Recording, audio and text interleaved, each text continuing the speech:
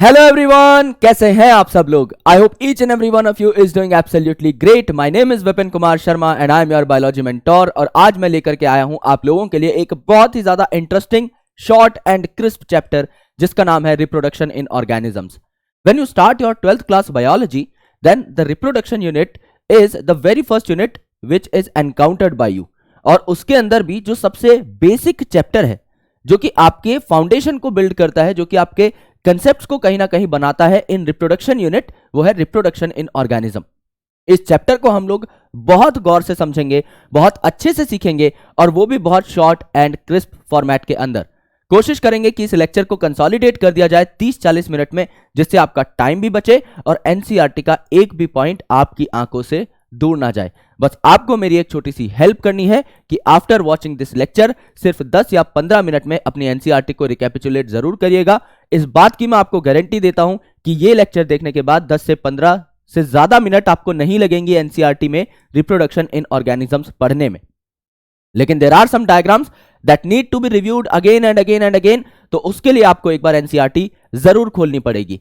इससे पहले हमने पढ़ा था द लिविंग वर्ल्ड, आज हम लोग पढ़ रहे हैं लेक्चर नंबर 2 जिसका नाम है reproduction in organisms. And without wasting any time let's start this beautiful chapter. Reproduction in organisms में सबसे पहले जानना जरूरी है कि रिप्रोडक्शन आखिर होता क्या है। यह टर्म हम लोग बहुत पहले से पढ़ते आ रहे हैं, चाहे आपकी 6th क्लास हो, चाहे आपकी 8th क्लास हो, चाहे आपकी 10th क्लास हो और चाहे आपकी 12th क्लास हो। रिप्रोडक्शन नाम की इस टर्म से हमारा पाला पड़ता ही रहता है। रिप्रोडक्शन का मतलब समझने के लिए इस टर्म को दो हिस्सों में तोड़ लेते हैं, री और प्रोडक्शन। री का मतलब होता है again and again, and production का मतलब होता है टू प्रोड्यूस या टू जनरेट। यानी जब एक ऑर्गेनिज्म अपने जैसे और ऑर्गेनिजम्स बनाता है तो कहा जाता है ही इज रिप्रोड्यूसिंग। तो रिप्रोडक्शन का मतलब क्या हुआ, खुद जैसे और ऑर्गेनिजम्स को पैदा करना। और यहां पर एक कहावत बहुत सार्थक हो जाती है, लाइक बेगेट्स लाइक। यानी एक हाथी जो है वो हाथी के बच्चे को ही जन्म देगा, एक इंसान जो है वो इंसान के बच्चे को ही जन्म देगा। लेकिन क्या हमारे बच्चे 100% सिमिलर होते हैं, एकदम हमारे जैसे? नहीं, there are some sort of variations. और ये वेरिएशंस डिपेंड करते हैं कि आप किस तरीके से रिप्रोड्यूस कर रहे हो। If you are reproducing asexually, तो असेक्सुअल रिप्रोडक्शन की एक खास बात है मेरे दोस्त कि ये जो टाइप ऑफ रिप्रोडक्शन है ये यूनिपेरेंटल मोड ऑफ रिप्रोडक्शन है। ये यूनिपेरेंटल मोड ऑफ रिप्रोडक्शन है, यानी अगर एक ही पेरेंट है और उसी से बच्चा तैयार हो रहा है तो किसी और पेरेंट का तो इन्वॉल्वमेंट हुआ ही नहीं। यानी जैसा पेरेंट होगा 100% वैसा का वैसा सिमिलर ही आपका बच्चा हो जाएगा। यानी ये पेरेंट और बच्चा दिखने में भी सिमिलर होंगे, यानी आपका मॉर्फोलॉजिकली भी सिमिलर होंगे, एज वेल एज कोई भी और ऑर्गेनिज्म यहां पर इस पूरे के पूरे प्रोसेस को डिस्टर्ब नहीं कर रहा है, अपने नए एलिमेंट्स ऐड नहीं कर रहा है। तो नया जो ऑर्गेनिज्म बना है, बच्चा जो बना है, वो जेनेटिकली भी सिमिलर होगा। तो ऐसे ऑर्गेनिजम्स या ऐसे बच्चे जो अपने पेरेंट से 100% सिमिलैरिटी शेयर करते हैं, दिखने में भी एज वेल एज जेनेटिकली भी, इन्हें हम क्या कहते हैं? क्लोन्स कहते हैं। तो when it comes to asexual reproduction, तो एक ही पेरेंट से नया ऑर्गेनिज्म तैयार हो रहा है, तो इस प्रोसेस को हम लोग क्या कहते हैं? क्लोनिंग कहते हैं। और यहां पर बहुत ज्यादा वेरिएशंस आपको देखने को नहीं मिलती in the next generation. But when it comes to sexual reproduction, अगर आप देखेंगे सेक्सुअल रिप्रोडक्शन की बात, तो यहां पर क्या होता है दोस्त? सेक्सुअल रिप्रोडक्शन में इट्स बाय पेरेंटल रिप्रोडक्शन। यानी यहां पर क्या होता है मेरे दोस्त? आपके दो पेरेंट्स इन्वॉल्व होते हैं। अगर आपके दो पेरेंट्स इन्वॉल्व हैं तो जाहिर सी बात है दोनों के दोनों कुछ ना कुछ चीजें कंट्रीब्यूट कर रहे होंगे। फॉर एग्जांपल अगर हम ह्यूमंस की बात करें, then there is a male, there is a female, दोनों अपने गैमेट्स कंट्रीब्यूट करते हैं एंड अल्टीमेटली उनके मिक्स होने से, उनके इक्वल कंट्रीब्यूशन से एक जाइगोट तैयार होता है जो डिवाइड कर करके एक पूरी ह्यूमन बॉडी बना लेगा। तो यहां पर दो अलग अलग पेरेंट्स का कंट्रीब्यूशन है, तो हमारे अंदर कुछ चेंजेस आते हैं जिन्हें हम कहते हैं वेरिएशंस। सो रिप्रोडक्शन का मतलब था कि आप अपनी प्रोजेनी तैयार कर रहे हैं, आप अपने बच्चे तैयार कर रहे हैं जो कि होंगे तो आपकी ही स्पीसीज के। यानी if my mother and father are Homo sapiens, I am also an Homo sapien by default. लेकिन मैं एकदम अपनी मम्मी जैसा भी नहीं दिखता, एकदम अपने पापा जैसा भी नहीं दिखता, I am a blend, right. तो यहां पर कुछ वेरिएशंस भी जरूर होंगे। तो रिप्रोडक्शन की डेफिनेशन आई होप आपको समझ में आ गई होगी। And why reproduction is important? Reproduction is important because it helps in continuity of species. मेरे दादाजी भी आम खाते थे, मेरे फादर साहब भी आम खाते हैं, मैं भी आम खाता हूं, यानी लगभग मानो 200-300 साल से या उससे भी पहले से आम भी चले आ रहे हैं और ह्यूमंस भी चले आ रहे हैं। अब मेरे दादाजी की तो डेथ हो चुकी है ना, और जो आम का पेड़ जिससे वो आम खाते थे हो सकता है वो भी डेड हो गया हो, लेकिन आज भी आम चले आ रहे हैं क्योंकि उस आम के पेड़ ने और बच्चे पैदा कर दिए थे जो कि आज हमें आम दे रहे हैं, और दादाजी ने भी और बच्चे पैदा कर दिए थे जिससे उनकी जो लीनिएज है वो चली हुई आ रही है। तो दिस इज द प्रोसेस जो कि लाइफ को सस्टेन करता है on earth. So that's why this process is really very important. ठीक है दोस्त, तो यहां पर अगर आप देखेंगे तो पहला टॉपिक आता है हमारा लाइफ स्पैन। लाइफ स्पैन का मतलब आपने कितना टाइम बिताया है इस धरती के ऊपर, उसे हम आपका लाइफ स्पैन बोलेंगे। जैसे अगर आप पैदा हुए सन 2000 में और आपकी डेथ होती है सन 2050 में, तो आपका इंडिविजुअल लाइफ स्पैन हुआ 50 साल का। सिमिलरली अलग अलग स्पीसीज जो है इनका एवरेज लाइफ स्पैन हम लोग काउंट करते हैं। जैसे ह्यूमन का अगर आप एवरेज लाइफ स्पैन देखेंगे इंडिया के अंदर, then it is around 60 to 70 years, कि हर ह्यूमन लगभग 60 से 70 साल जीता है। यहां पर कुछ एक्सेप्शनल केसेस भी आते हैं, किसी का अगर लेट से एक्सीडेंट हो गया या किसी को अगर हार्ट स्ट्रोक हो गया बहुत जल्दी, या कोई अगर 100 साल जी रहा है, तो वो डिफरेंट केसेस है, लेकिन एक एवरेज लाइफ स्पैन से हम एक स्पीसीज को जस्टिफाई कर सकते हैं। तो लाइफ स्पैन का मतलब है जब आप पैदा हुए तब से लेकर के आपकी नेचुरल डेथ तक। Now this word is really important, natural death बोला है, एक्सीडेंटल डेथ नहीं बोला।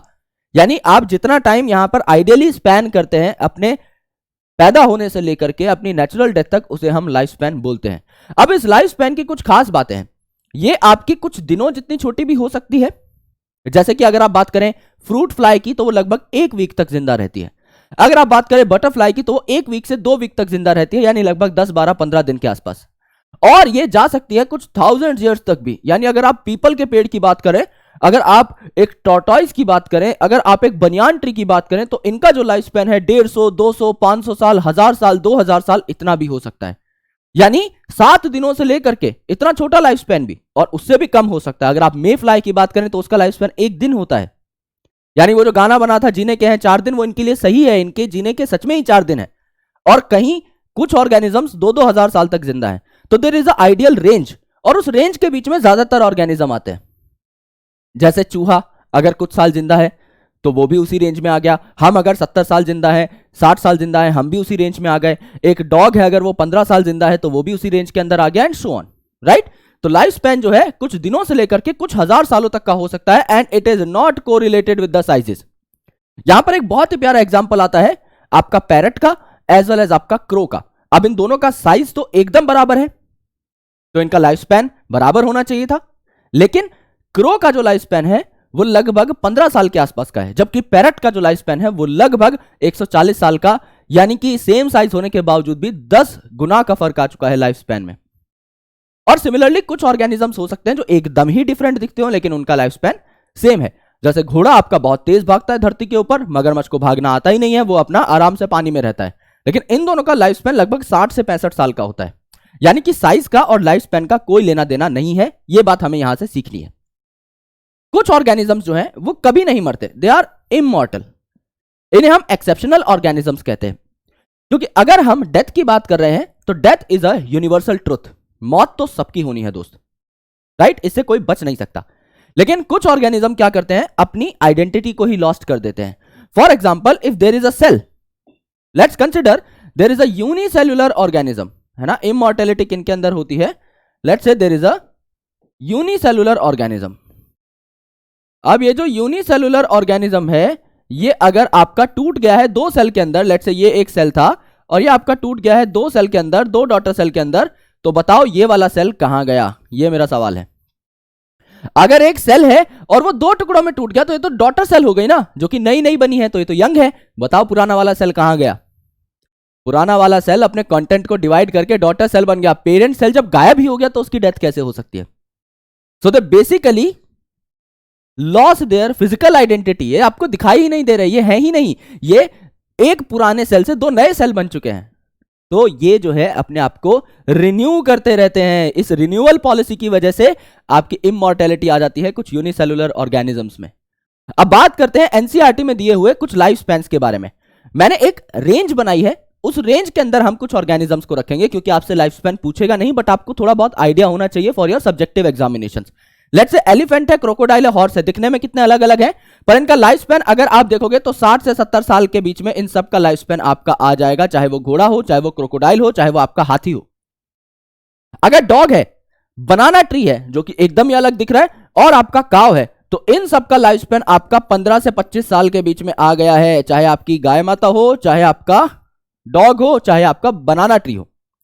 रोज की अगर आप बात करेंगे तो रोज प्लांट की जो उम्र है वो लगभग 7 साल के आसपास होती है। रोज फ्लावर की बात नहीं हो रही है, प्लांट लगभग 7 से 8 साल जिंदा रहता है।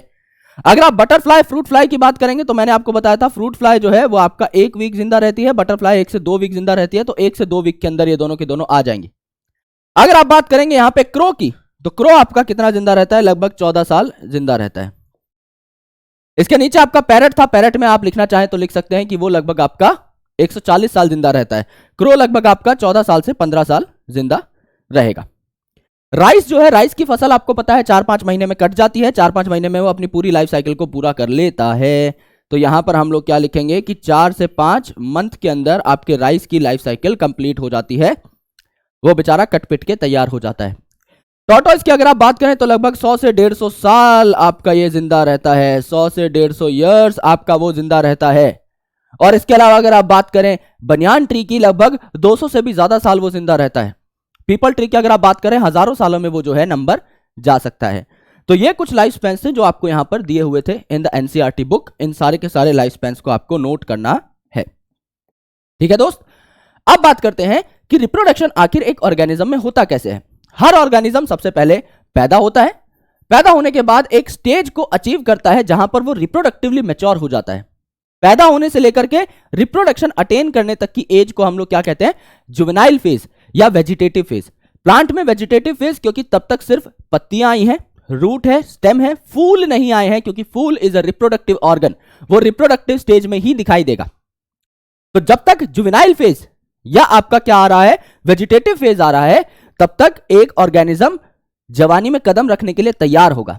फिर जब वो जवानी में कदम रख देगा तो उस फेज को हम बोलेंगे रिप्रोडक्टिव फेज, जब तक एक ऑर्गेनिज्म रिप्रोडक्टिवली एक्टिव है।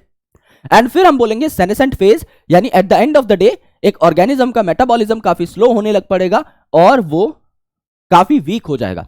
उस टाइम पर हम बोलेंगे इसकी सेनेसेंस स्टेज जो है वो आ चुकी है एंड अब ये ऑर्गेनिज्म डेथ की तरफ मूव कर रहा है। तो पहले ऑर्गेनिज्म पैदा होता है, ग्रो होता है, रिप्रोड्यूस करता है। यहां पर आप एक नया पॉइंट ऐड कर सकते हैं, है ना, रिप्रोड्यूस करता है और फिर इसकी डेथ हो जाती है। और हर ऑर्गेनिज्म जो है इसने अपना रिप्रोडक्शन के लिए खुद का मैकेनिज्म तैयार कर लिया है। अब रिप्रोडक्शन में जो फीचर्स हैं वो सारे के सारे सेम हैं। गैमीट बनेगा, गैमीट आसपास आएंगे, गैमीट फ्यूज करेंगे, सब कुछ सेम है। लेकिन ये डिपेंड करता है कि एक ऑर्गेनिज्म कहां पर रहता है, यानी उसका हैबिटेट क्या है। यह डिपेंड करता है कि एक ऑर्गेनिज्म की इंटरनल फिजियोलॉजी कैसी है, वो अंदर से कैसा है, क्या वो चीजों को सपोर्ट कर पा रहा है अपने अंदर, या फिर कुछ other factors, several other factors, right. Habitat, let's say अगर मैं पानी में रह रहा हूं तो एक्सटर्नल फर्टिलाइजेशन के चांसेस बढ़ जाएंगे। मैं चाहूंगा कि मैं अपने गैमेट्स को पानी में रिलीज कर दूं। अगर मैं एक ह्यूमन हूं, अगर मैं एक ह्यूमन फीमेल हूं, तो मैं चाहूंगा कि अपने बच्चे को मैं अपने गर्भ के अंदर पालूं, अपने वॉम्ब के अंदर पालूं। यानी यहां पर क्या है, आपका जो वीवीपेरी है और इंटरनल फर्टिलाइजेशन है वो ज्यादा प्रचंड हो जाएगा। इंटरनल फर्टिलाइजेशन यानी फीमेल की बॉडी के अंदर जाकर के स्पर्म ओवम से मीट कर रहे हैं। फर्टिलाइजेशन फीमेल की बॉडी के अंदर हो रहा है, इंटरनली हो रहा है। एंड सेकेंडली, बच्चा जो डेवलप हो रहा है वो भी फीमेल के अंदर हो रहा है and then it is taking birth as a new individual, as a young one, है ना। तो इसे हम क्या बोलते हैं, वीवीपेरी बोलते हैं। हम अंडा तोड़ के बाहर नहीं आते, we are not hatching eggs, तो we are not oviparous, we are viviparous, right. तो डिपेंड करता है कि इंटरनल फिजियोलॉजी कैसी, और कुछ अदर फैक्टर्स भी काफियों में, the temperature, the outer conditions, the environment they are exposed to, these are some major factors जो कि डिसाइड करते हैं कि कैसे एक ऑर्गेनिज्म रिप्रोड्यूस करेगा। अब असेक्सुअल रिप्रोडक्शन की अगर हम बात करें तो एक पेरेंट इन्वॉल्व होता है, तो जाहिर सी बात है क्लोन्स बनेंगे। 100% सिमिलर ऑर्गेनिजम्स यहां पर आपको बनते हुए दिखाई दे जाएंगे, ये बात हमें पहले से पता है। असेक्सुअल रिप्रोडक्शन कॉमन होती है among simple organisms. Simple organism मतलब जैसे आपके मोनेरन्स हो गए, यानी आपका बैक्टीरिया वगैरह, इसके अलावा आपके यूनिसेलुलर प्रोटिस्टेंस हो गए, या फिर आपके लोअर प्लांट्स हो गए, एल्गी वगैरह। इन सब के अंदर क्या होता है, असेक्सुअल रिप्रोडक्शन थोड़ा ज्यादा पाया जाता है, क्योंकि अगर आप हायर लेवल पे जाओगे तो आपको ज्यादा जरूरत पड़ेगी वेरिएशंस की। उस टाइम पर आप सेक्सुअल रिप्रोडक्शन को ज्यादा महत्व दोगे, क्योंकि सेक्सुअल रिप्रोडक्शन में जब वेरिएशंस आती हैं तो आप बहुत ज्यादा अडेप्ट हो जाते हो अपनी एनवायरमेंटल कंडीशंस के अकॉर्डिंग, और वो नेचर की एक डिमांड है कि आप टाइम के साथ ग्रो करो, आप टाइम के साथ बढ़ो, आप टाइम के साथ अपने अंदर बेहतरी लाओ, तो बहुत जरूरी है। तो यहां पर क्या है, सिंपल ऑर्गेनिजम्स ही असेक्सुअल रिप्रोडक्शन को महत्व देते हैं। For example binary fission. Binary fission में ज्यादातर जो ऑर्गेनिजम्स हैं यूनिसेलुलर, जैसे अमीबा एंड पैरामीशियम, ये दो टुकड़ों में टूट जाते हैं। अब ये दो टुकड़ों में टूट रहे हैं तो इसीलिए इसे बोला बाइनरी फिजन। अगर मल्टीपल फिजन बोलते हैं, यानी कि एक ऑर्गेनिज्म मल्टीपल टुकड़ों में टूट जा रहा है और हर टुकड़ा नया ऑर्गेनिज्म बना ले रहा है। अगर आप बात करें यहां पर ईस्ट की, तो ईस्ट क्या शो करता है, बडिंग शो करता है। यहां पर एक छोटा सा बड आ जाता है उसकी बॉडी पर, जो कि डिटैच हो जाता है टाइम के साथ, and ultimately it becomes a new individual, जो कि ग्रो होकर के अपना और अच्छे तरीके से नया ऑर्गेनिज्म बना लेता है। एंसिस्टेशन एंड स्पोरुलेशन बहुत इंपॉर्टेंट है अमीबा के अंदर। अगर समझ लो बहुत बुरी कंडीशन आ चुकी है, अनफेवरेबल कंडीशन आ चुकी है, तो अनफेवरेबल कंडीशन में हमें छुपना पड़ेगा, कंडीशन हमारे अनुकूल नहीं है। तो यहां पर क्या होगा, एक अमीबा जो कि सूडोपोडिया यानी फॉल्स फीट कैरी करता है, ये अमीबा है, ये फॉल्स फीट कैरी करता है, ये क्या करेगा, अपने सूडोपोडिया को विड्रॉ कर लेगा, और सूडोपोडिया को विड्रॉ करने के बाद ये अपने ऊपर 3 लेयर्स बना लेगा। ठीक है, लेट्स से this pink one is the layer 1, this blue one is the layer 2 and this orange one is the layer 3। ये अपने ऊपर ट्रिपल लेयर बना लेता है, जिसको हम प्यार से क्या बोलते हैं, सिस्ट बोलते हैं। इस सिस्ट का लग जाना on amoeba is called as encystation. देखो सिस्ट वर्ड आ रहा है इसमें, एनसिस्टेशन यानी एक कवर लग चुका है, कोट लग चुका है आपका अमीबा के ऊपर। अब क्या हुआ है दोस्त, इसके अंदर जो न्यूक्लियस था यहां पर अमीबा के अंदर, ये क्या करेगा, डिवाइड करना स्टार्ट कर देगा, और मल्टीपल क्या बन जाएंगे, आपके सूडोपोडियोस्पोर्स बन जाएंगे। सूडोपोडिया से वर्ड आया है सूडोपोडियोस्पोर्स। अब नाम के एंड में क्या है, स्पोर्स हैं। स्पोर्स का मतलब यह है दे आर रेजिस्टेंट। तो जब ये सिस्ट फटेगी, जब फेवरेबल कंडीशन दोबारा आएंगी, तो स्पोरुलेशन हो जाएगी, यानी स्पोर आपके रिलीज हो जाएंगे, और जहां जहां वो स्पोर जाकर के गिरेंगे वहां वहां वो जर्मिनेट करना स्टार्ट कर देंगे। ठीक है, ये बात आपकी हो जाएगी। व्हेन इट कम्स टू जू स्पोर, जू का मतलब क्या होता है, जू का मतलब होता है एनिमल लाइक, है ना, हम जूलॉजी में एनिमल्स के बारे में पढ़ते हैं, इसका मतलब ये क्या है, मोटाइल है। जैसे एनिमल चल सकता है वैसे जू स्पोर भी आपके मोटाइल होते हैं, और ये यूजुअली किन के अंदर पाए जाते हैं, ये आपका एल्गी के अंदर पाए जाते हैं, लोअर एल्गी के अंदर, एंड ये आपका फंगस के अंदर पाए जाते हैं जू स्पोर। ये मोटाइल जू स्पोर आपके ट्रेवल करते हैं, और जहां पर भी ये गिरेंगे वहां नया ऑर्गेनिज्म बना देंगे। क्लासिक एग्जांपल है जू स्पोर का क्लेमाइडोमोनास अकॉर्डिंग टू एनसीईआरटी। इसका डायग्राम भी दे रखा है, क्लेमाइडोमोनास। सिमिलरली कोनिडिया किसके अंदर है, पेनिसिलियम। पेनिसिलियम वही ऑर्गेनिज्म जिससे पेनिसिलिन यानी फर्स्ट एंटीबायोटिक डिस्कवर करी गई थी। गैम्यूल्स किसके अंदर हैं, गैम्यूल्स हैं आपके स्पंज के अंदर। बहुत क्लासिक एग्जांपल है और पूछा जाता है। गैम्यूल आपके किसके अंदर है, स्पंज के अंदर है, यानी आपके पॉरीफेरा के अंदर है, जो कि सबसे बेसिक एनिमल है।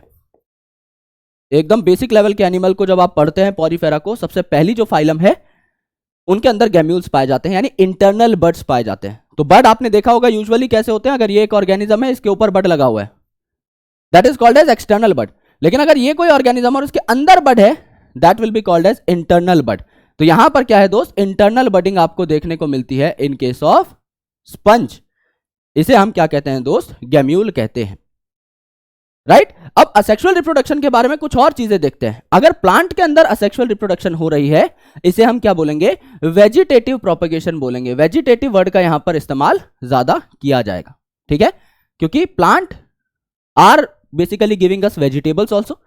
वेजिटेबल प्लांट्स भी तो प्लांट्स ही हैं, तो इसलिए वेजिटेटिव प्रोपगेशन का यहां पर इस्तेमाल किया जाता है। इन प्लांट्स वेजिटेटिव प्रोपगेशन का मतलब क्या है, प्रोपगेट करना यानी रिप्रोड्यूस करना।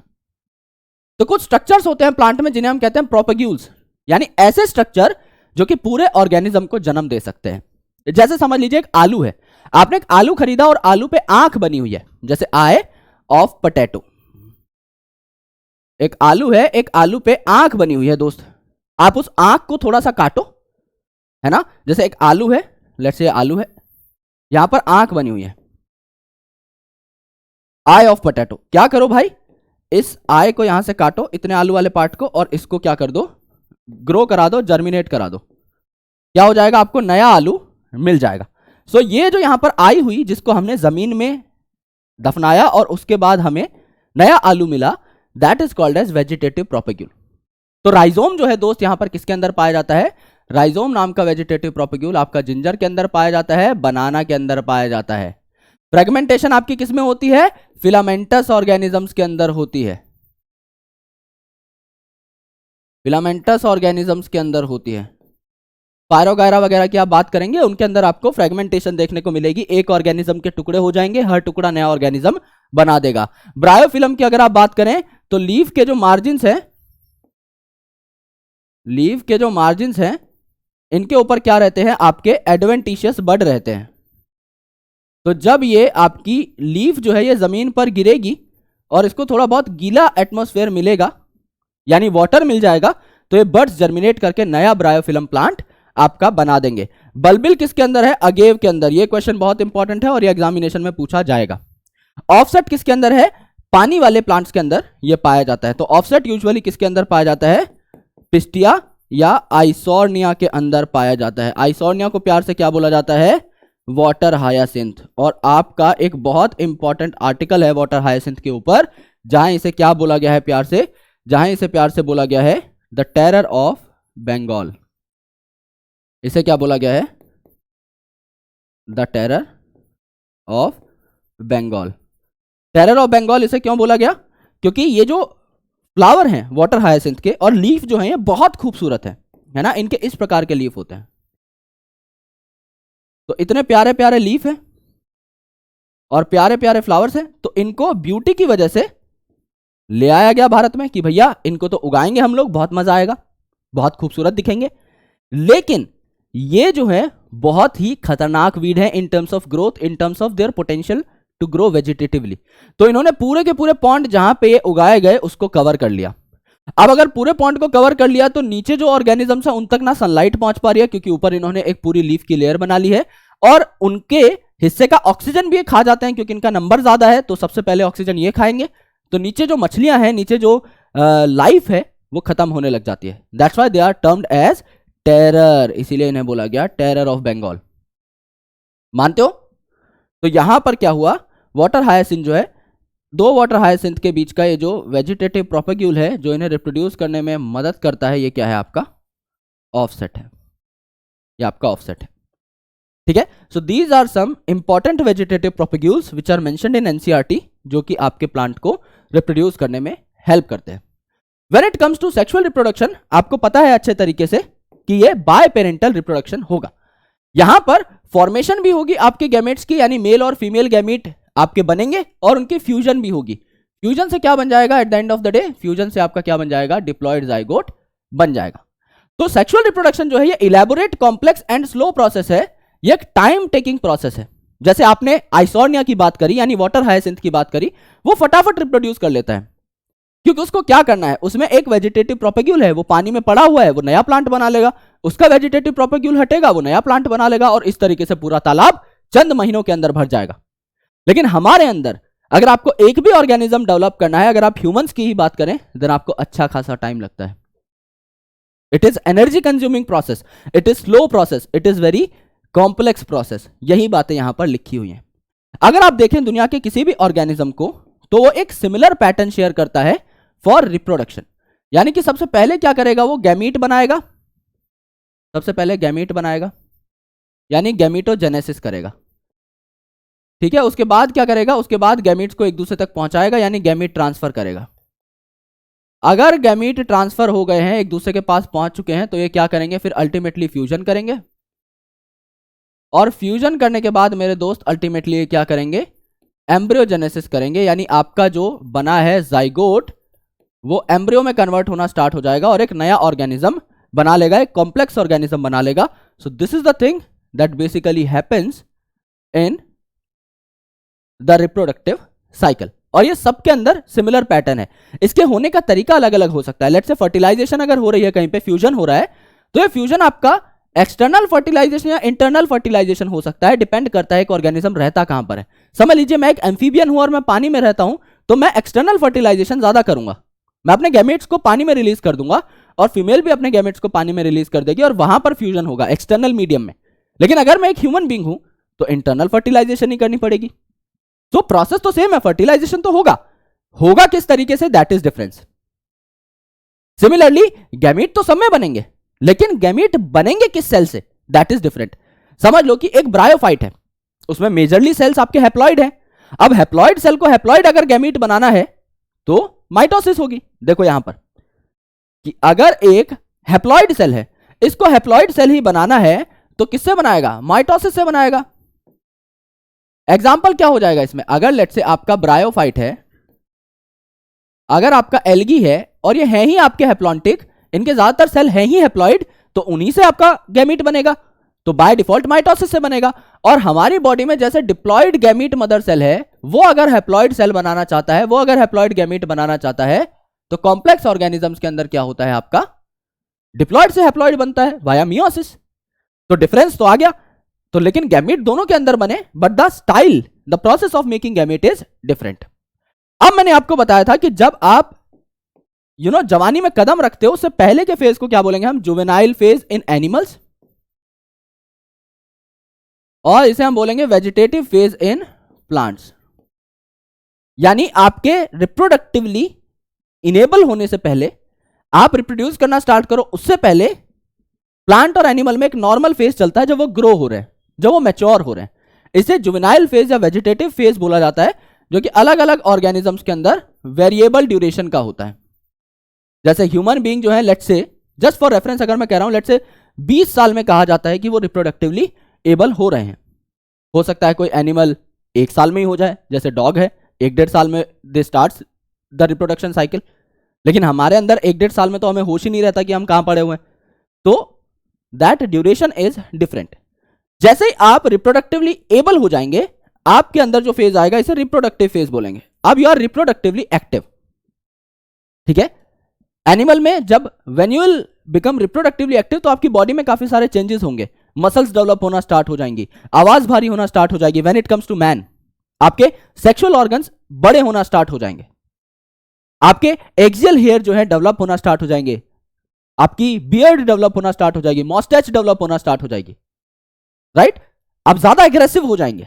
When it comes to female, their breast becomes broad, their hips becomes broad, their voice is also change a bit, है ना।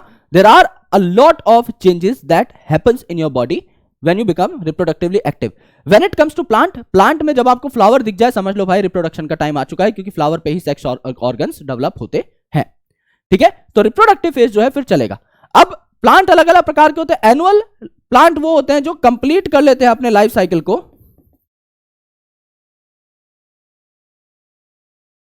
इन 1 ईयर। ये 1 साल में अपनी लाइफ साइकिल को कंप्लीट कर लेते हैं। When it comes to biennial plants, इनको 2 सीजन लगते हैं। एक आपका वेजिटेटिव सीजन रहता है, प्लस एक जो होगा लास्ट वाला वो आपका रिप्रोडक्टिव सीजन रहेगा। तो आपका 2 सीजन के अंदर इनकी लाइफ साइकिल कंप्लीट हो रही होती है। When it comes to perennial plants, तो पेरिनियल में क्या होता है, ये आपके बहुत सालों तक टिकते हैं, तो ultimately they can flower again and again. जैसे एक आम का पेड़ है, वो हर साल आपको आम देगा। कुछ ऐसे स्पेसिफिक प्लांट्स हैं जो बहुत ही सालों में एक बार ग्रो करते हैं, जैसे कि बैम्बू। ये एक बहुत प्यारा एग्जांपल है दोस्त। बैम्बू जो है ये 50 से 100 साल में एक बार फ्लावर करता है, बस 50 से 100 साल में एक बार फ्लावर करता है, और बहुत सारे फ्लावर प्रोड्यूस करने के बाद इसकी डेथ हो जाती है। सिमिलरली एक और आपका बहुत ही ज्यादा खास प्लांट है जिसका नाम है स्ट्रॉबिलेंथस कुंथियाना। स्ट्रॉबिलेंथस कुंथियाना, जिसका दूसरा नाम है नीला कुरंजी। नीला कुरंजी क्यों बोला इसे, क्योंकि नीले कलर के फ्लावर्स होते हैं, तो ब्लू स्ट्रेचेस कर देता है ये साउदर्न पार्ट ऑफ इंडिया के, कर्नाटका, केरला, तमिलनाडु, वहां पर बहुत ज्यादा उगते हैं ये, और 12 साल में एक बार उगते हैं। Last time according to NCERT सितंबर अक्टूबर 2006 में उगे थे, which is wrong. Last time क्या हुआ था, सितंबर अक्टूबर 2018 में उग चुके हैं, लेकिन अपडेट नहीं हुए एनसीईआरटी में। अगर कोई सवाल पूछे 2018 ही मार्क करना है। अगर आप बात करें एनिमल्स की, तो कुछ साइकिल्स जो हैं स्टार्ट हो जाती हैं। जैसे हमारे अंदर यानी प्राइमेट्स के अंदर मेंस्ट्रुअल साइकिल स्टार्ट हो जाती है। प्राइमेट्स मतलब ह्यूमन के अंदर, मंकी के अंदर मेंस्ट्रुअल साइकिल स्टार्ट हो जाती है। फीमेल के अंदर 28 डेज की एक साइकिल लगनी स्टार्ट हो जाती है, जिससे वो अपने ओवम्स को रिलीज कर सकती हैं। And when it comes to non primates, शेर है, डॉग है, when it comes to non primates, ये आपके ऑस्ट्रस साइकिल कहलाती हैं। प्रोसेस सेम है एकदम कि मेंस्ट्रुअल साइकिल और ऑस्ट्रस साइकिल के दौरान ओवम जो है रिलीज करना स्टार्ट कर देगी female, she become sexually active, right. And जैसे रिप्रोडक्टिव फेज खत्म होगा, आपका क्या आ जाएगा दोस्त, the phase of senescence will come, है ना। यानी कि यहां पर क्या हो जाएगा, हमारा मेटाबॉलिज्म स्लो हो जाएगा। यहां पर हमारा मेटाबॉलिज्म स्लो हो जाएगा। और इन तीनों फेजेस के ट्रांजिशन के बीच में हार्मोन्स का बहुत बड़ा रोल है। जब आप बड़े होते हैं तो आपका हार्मोनल राइज एकदम बढ़ जाता है। जब आप जवान होना स्टार्ट होते हैं, रिप्रोडक्टिवली एबल्ड होना स्टार्ट होते हैं, आपका हार्मोनल रश एकदम पीक पर होता है। लेकिन जब आप बूढ़े होना स्टार्ट हो जाते हैं, सेनेसेंट होना स्टार्ट हो जाते हैं, तो हार्मोन्स अपने लेवल को थोड़ा सा कम कर लेते हैं। पोल्ट्री का एग्जांपल अगर आप देखें, तो कुछ ऑर्गेनिजम्स ऐसे होते हैं जो सीजनल ब्रीडर होते हैं, जो कभी कभी रिप्रोड्यूस करते हैं, और कुछ ऑर्गेनिजम्स ऐसे होते हैं जो कंटिन्यूअसली रिप्रोड्यूस करते हैं। अब यहां पर पोल्ट्री के अंदर जो मुर्गियां होती हैं, दे आर सीजनल ब्रीडर्स। वो लेट्स से 2 वीक में 1 अंडा देती हैं या 1 महीने में 1 अंडा देती हैं, तो साल के 12 अंडे होने चाहिए। लेकिन अभी वो साल में लगभग 300 अंडे दे रही हैं, यानी लगभग 30 times more. That is commercial exploitation of the मुर्गी। कमर्शियल एक्सप्लॉयटेशन के चक्कर में क्या किया जाता है, छेड़खानी करी जाती है। किसके साथ छेड़खानी करी जाती है? आपकी फीमेल की ओवरीज के साथ, with the help of some injections and उनके एक्सेसरी डक्ट्स के साथ। और जब यह छेड़खानी होती है तो उनके अंदर हार्मोन्स का लेवल चेंज होता है, हार्मोनल डिस्टर्बेंसेस होते हैं, और वो टाइम से पहले ही एग अपना सरेंडर कर देती हैं, विच इज रॉन्ग। तो हम जो अंडा खाते हैं वो एक्चुअल में कमर्शियल एक्सप्लॉयटेशन से बना हुआ है। Alright, now it comes to the steps of sexual reproduction. Sexual reproduction में कुछ स्टेप्स होते हैं। पहला स्टेप है प्री फर्टिलाइजेशन, यानी फर्टिलाइजेशन से पहले, गैमेट फ्यूज हो रहे हैं उससे पहले। तो पहले कौन कौन से 2 प्रोसेस होंगे गैमेट फ्यूज होने से पहले? पहले तो गैमेट बनेंगे और फिर गैमेट पास आएंगे। यानी the 2 steps that we need to ponder upon is, पहला आपका गैमेटोजेनेसिस यानी गैमेट का बनना, और दूसरा आपका गैमेट ट्रांसफर यानी गैमेट का एक दूसरे तक पहुंचना। ये 2 चीजें होंगी। अब मैंने आपको बताया था कि जो ऑर्गेनिज्म है ही हैप्लॉइड, उसमें माइटोसिस से गैमेट बनेंगे, जो ऑर्गेनिज्म डिप्लॉइड है उसमें मियोसिस से गैमेट बनेंगे, पर बनेंगे जरूर, क्योंकि दैट इज अ गेम जो कि रिप्रोडक्शन में खेला ही जाता है। हैप्लॉइड गैमेट का बनना इज रियली इंपॉर्टेंट। तो अगर हैप्लॉइड ऑर्गेनिज्म है तो माइटोसिस से गैमेट बनाएगा, डिप्लॉइड है तो मियोसिस से बनाएगा, फिर गैमेट्स का ट्रांसफर हो जाएगा। तो गैमेटोजेनेसिस का मतलब, गैमेटो मतलब गैमेट, जेनेसिस मतलब बनना। तो काफी बार ऑर्गेनिजम्स में जो गैमेट बनते हैं वो आइसोगैमेट्स होते हैं, यानी मेल और फीमेल गैमेट एक जैसे दिखाई देते हैं। यूजुअली ये केस काफी लोअर एल्गी और फंगस में देखने को मिलता है, जैसे कि आपका क्लेडोफोरा। इसके अंदर आइसोगैमेट दिखते हैं, आप मेल और फीमेल गैमेट में फर्क नहीं कर सकते। एंड मेजॉरिटी जो है, ज्यादातर जो ऑर्गेनिजम्स होते हैं उनमें एनाइसोगैमेट आपको देखने को मिलते हैं, यानी एनाइसोगैमेट, यानी आइसोगैमस नहीं है, वो अलग अलग दिख रहे हैं। तो यहां पर जैसे फ्यूकस है एक एल्गी, इसका एग्जांपल लिया जाता है। और ह्यूमंस भी जो है आपके इसी कैटेगरी में आते हैं। हमारा स्पर्म जो है काफी छोटा रहता है as compare to the large egg, so अलग अलग दिखते हैं वो। अब ऑर्गेनिजम्स जो होते हैं they can be unisexual and bisexual. तो मैंने सारे एग्जांपल एनसीईआरटी के यहां पर कंपाइल कर दिए हैं। सिर्फ इतना बॉक्स अगर आप पढ़ लोगे, आपके 4 नंबर कंफर्म हो जाएंगे। याद करो एक बार कि क्या लिखा है एनसीईआरटी में। देखो, बायसेक्सुअल, बायसेक्सुअल का मतलब एक ही ऑर्गेनिज्म के अंदर 2 सेक्सेस हैं। अगर if I am a bisexual organism, मैं मेल भी हूं, मैं फीमेल भी हूं, तो मुझे क्या कहा जाता है? मोनोशियस कहा जाता है। मोनोशियस मतलब, मोनो का मतलब 1, शियस का मतलब बॉडी, यानी एक ही बॉडी में दोनों सेक्स ऑर्गन है। तो कंफ्यूज नहीं होना कि सर बाय और मोनो कैसे हुआ। भाई बायसेक्सुअल मतलब दोनों सेक्सेस, मोनोशियस मतलब एक ही बॉडी के अंदर दोनों सेक्सेस, तो एक ही बात है। और मोनोशियस में देखो 2nd पोजीशन पर O, 4th पोजीशन पर O। होमोथैलस में देखो 2nd पोजीशन पर O, 4th पोजीशन पर O। तो मोनोशियस और होमोथैलिक सेम हो गए, बात खत्म, याद हो गया। तो चाहे मोनोशियस बोल लो, चाहे होमोथैलिक बोल लो, चाहे बाइसेक्सुअल बोल लो, चाहे हर्माफ्रोडाइट बोल लो, एग्जांपल्स क्या क्या हो जाएंगे आपका, सीसी हो जाएगा, कुकुरबिट और कोकोनट हो जाएगा प्लांट के अंदर पहले।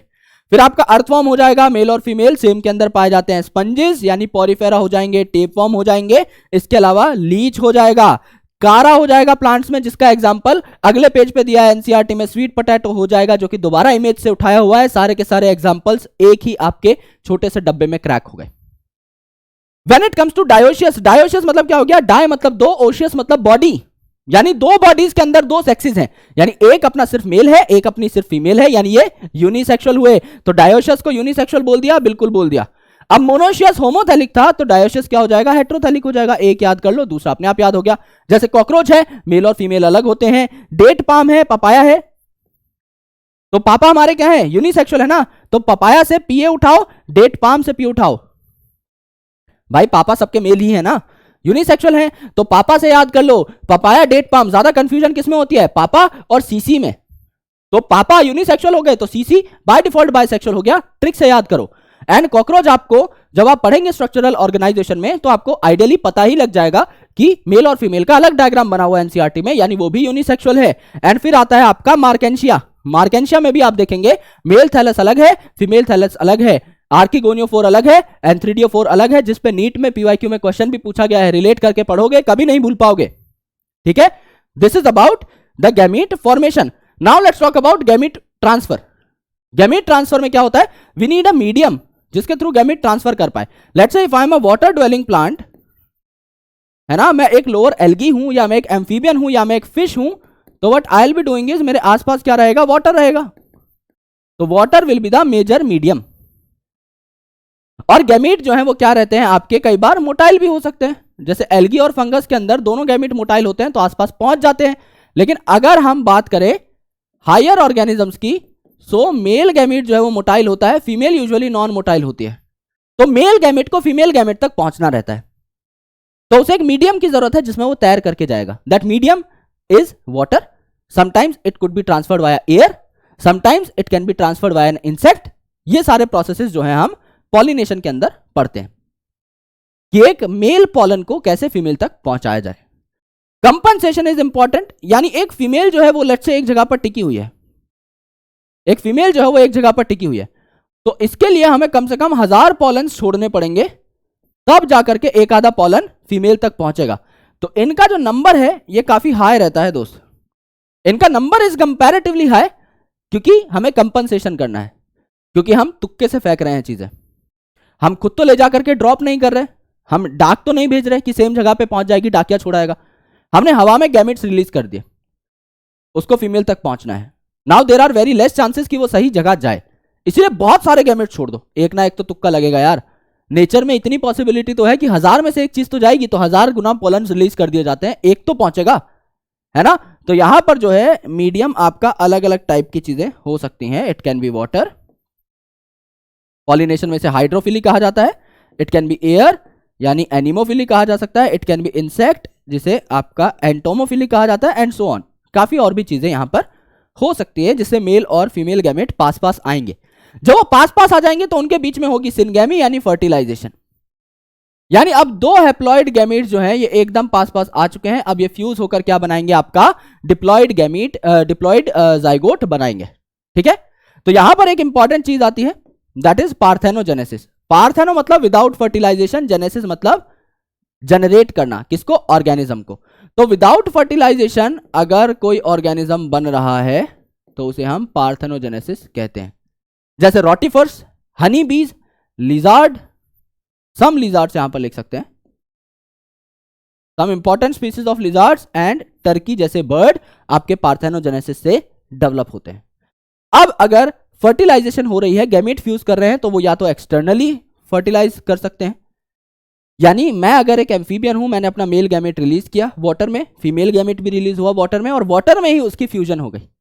सो this process is more dangerous because they are more vulnerable to threat. अगर पानी में कोई चीज पड़ी हुई है तो जाहिर सी बात है दोस्त, उसके मर जाने के चांसेस ज्यादा होंगे, हो सकता है कोई ऑर्गेनिज्म आकर के खा ले। इसीलिए बहुत ज्यादा जो है अंडे वहां पर दिए जाते हैं, बहुत ज्यादा एक्सटर्नल फर्टिलाइजेशन के अंदर ऑर्गेनिजम्स बनते हैं, हजारों ऑर्गेनिजम्स बनते हैं कि अगर कोई आके खा भी लेता है तो भी 100-150 आपके बच जाएंगे। But when it comes to internal fertilisation तो केयर जो है यहां पर कंपैरेटिवली ज्यादा रहती है, तो इनके सर्वाइवल चांसेस जो हैं आपके बहुत ज्यादा रहते हैं, इनके सर्वाइवल चांसेस आपके बहुत ज्यादा रहते हैं। जैसे हमारे अंदर इंटरनल फर्टिलाइजेशन होती है और बेबी की डेवलपमेंट भी मदर के वॉर्म में होती है, तो बेबी इज कंपैरेटिवली सेफ। ठीक है, तो यहां पर फर्टिलाइजेशन हुई, फ्यूजन हुआ, तो आपका जाइगोट बन गया। पोस्ट फर्टिलाइजेशन, अब जाइगोट बना तो क्या, अब जाइगोट बना जो कि वाइटल लिंक है दो जनरेशंस के बीच में। भाई अगर लेट्स से पेरेंट्स हैं, मदर एंड फादर, उनका जाइगोट बना जो कि उनका पहला मिलन का प्रमाण था, गैमेट तो इंडिविजुअल थे दोनों के, जब पहली बार मिलन हुआ तो क्या मिला, जाइगोट मिला। अब जाइगोट नया ऑर्गेनिज्म बना रहा है, तो zygote is a vital link जो कि दोनों जनरेशन को, पेरेंट को और बच्चे को जोड़ रहा है। लेकिन वो जाइगोट तो एक सिंगल सेल है, सिंगल सेल से तो काम चलेगा नहीं, तो हमें करनी पड़ती है एम्ब्रियोजेनेसिस। एम्ब्रियोजेनेसिस मतलब एम्ब्रियो का जनरेशन। तो इसमें एक प्रोसेस होगा सेल डिवीजन, यानी एक जाइगोट से तो काम चलेगा नहीं। हमारी बॉडी के अंदर ट्रिलियंस ऑफ सेल्स हैं, सारे जाइगोट के डिवीजन से ही तो बने हैं, तो एक जाइगोट से तो काम नहीं चलेगा, वो डिवाइड करता रहेगा, बहुत सारे सेल्स बनाता रहेगा। और हमारी बॉडी के अंदर डिफरेंट ऑर्गन्स हैं, तो differentiation is also very important point. Differentiation में क्या हो जाएगा दोस्त, आपके अलग अलग ऑर्गन्स बनना स्टार्ट हो जाएंगे। जैसे मैंने एक जाइगोट को डिवाइड करके 1000 सेल्स बनाए, उनमें से 50 सेल ने स्टमक बना लिया, 50 सेल ने लिवर बना लिया, 50 सेल ने किडनीज बना ली, 50 सेल ने आईज बना ली, 50 सेल ने इंटेस्टाइन बना लिया, 50 सेल ने ब्रेन्स बना ली, 50 सेल ने हार्ट बना लिया, एंड सो ऑन। तो division and differentiation is the most important की, और ऐसे कर करके हमारा पूरा जो इंडिविजुअल है वो तैयार हो जाएगा। फिर यहां पर अगर आप देखेंगे तो दो प्रकार के ऑर्गेनिजम्स होते हैं, ओवीपेरस एंड वीवीपेरस। ओवीपेरस मतलब अंडा देने वाले, यानी एग लेइंग। इनकी साइकिल कैसी होती है, एक ऑर्गेनिज्म जो है उसके अंदर फर्टिलाइजेशन हुई, उसने अंडा दिया जिसके ऊपर एक शेल है, एक कवच है कैल्शियम का, इसीलिए इसे कहा जाता है कैल्केरियस शेल। उसके अंदर बच्चा डेवलप कर रहा है, जब वो डेवलप होगा डेवलप होगा डेवलप होगा और फुल्ली मैच्योर हो जाएगा, वो उस अंडे को हैच करेगा और अंडे से बाहर निकल जाएगा। एक बहुत अच्छा कोटेशन भी है, आपने शायद सुना हो कि जब आप अंडे को बाहर से तोड़ते हैं तो लाइफ खत्म हो जाती है ना। अगर कोई अंडा है और मैच्योर हो रहा है, मैंने उसको अगर फोड़ दिया तो अंदर वाले की लाइफ खत्म, क्योंकि उसे एक आइसोलेटेड स्पेस चाहिए था ग्रो करने के लिए। लेकिन अगर अंडे को अंदर से तोड़ते हो तो लाइफ शुरू होती है ना। तो दोनों केस में अंडा टूट ही रहा है, लेकिन एक बाहर से कोई तोड़ रहा है, यानी बाहर वाली डिस्टर्बेंसेस आपको बर्बाद कर देती है, और अंदर से अगर आप फटके निकलते हो तो आप आबाद हो जाते हो। मतलब इस बात का इससे कोई लेना देना नहीं है, बट स्टिल है ना। शॉर्ट्स बना देना भाई इसकी ऐसे काट पीट के, कोई फैन क्लब प्लीज, मेरा फैन क्लब बनाओ कोई। तो ओवीपेरस वीवीपेरस यहां पे हो जाएगा। वीवीपेरस क्या होता है, they give rise to the young ones. सीधा जो है हम एज अ बेबी ही पैदा होते हैं, हमारे ऊपर कोई अंडे का कवच नहीं होता, तो humans are viviparous. When it comes to plant, तो अंदर क्या रहता है, देखो एक सीड जो है वो ऐसे प्रेजेंट है, इसके ऊपर क्या है, फ्रूट है। ठीक है, सीड के ऊपर फ्रूट रहता है, सबको पता है, आम का एक एग्जांपल देख लो। और फ्रूट के ऊपर क्या रहता है, छिलका रहता है। तो सबसे अंदर क्या है, सीड, इसके बाहर क्या है, फ्रूट, और उसके बाहर क्या है दोस्त, फ्रूट का छिलका यानी पेरिकार्प। पेरी का मतलब पेरीफेरी पे यानी चारों ओर, कार्प का मतलब fruit, carp is related to fruit. ये सारी चीजें आपको याद हो जानी चाहिए, और I hope this thing is clear to almost all of you. थोड़ा बहुत इसको रिवाइज करोगे चीजें समझ में आ जाएंगी। आई thank you all for watching this lecture. अगले लेक्चर में हम लोग बात करेंगे एक और नए चैप्टर की, और उसे कंप्लीट करेंगे बहुत ही ज्यादा छोटे टाइम के अंदर। आई होप आपको ये crisp lectures, mind map series पसंद आ रही होंगी। अगर आपको ये वीडियोस पसंद आती हैं तो बहुत प्यार हमें दीजिएगा। Thank you so much for all of your support that you have showered on us till date. और बहुत मजा आता है ऐसे लेक्चर्स बना के, and when you appreciate us on the comment section, that is like बहुत ही ज्यादा मजा आता है। I usually go through each and every comment, और ऐसे ही यार विपू भाई ओपी करते रहो और पढ़ते रहो। Thank you so much. Bye bye. Jai Hind. Lots of love. We'll truly be catching you in the next lecture with a new chapter, जिसका आइडिया आपको शेड्यूल में लग जाएगा, और यहाँ के नोट्स भी आपको बहुत जल्दी मिल जाएंगे। Thank you.